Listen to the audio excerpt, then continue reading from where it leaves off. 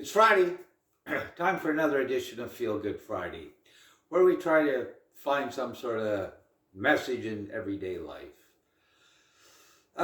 This is going to be an interesting Feel Good Friday. I'm not quite sure where it's going to go, but yesterday I was sitting there watching the stock market plummet and seeing the effects it had on me. So to cheer myself up, I said, Colin, let's get rid of the income tax for the year, and found out I owe $2,600, so that didn't quite have the uplifting effect that perhaps I was hoping it would. But a couple hours later, something happened that certainly put perspective on my problems. A friend of mine who called me, and we used to work together, and we talked about someone that we'd worked with. He was 22 days away from retirement, and he had passed away.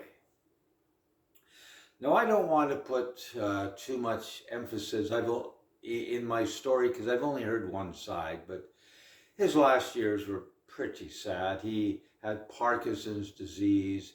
He couldn't work. He was on long-term disability.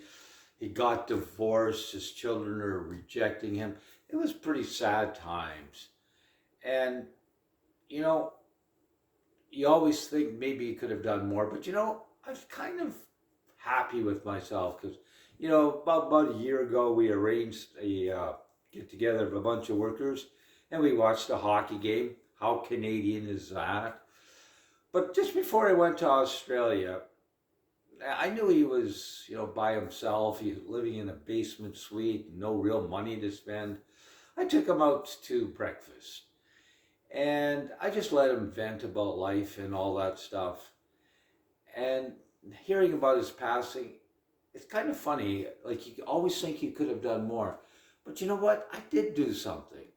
And I think when a friend was really in need, I was there.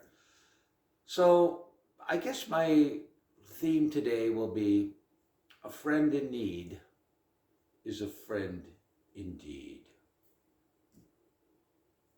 Let's have a good week.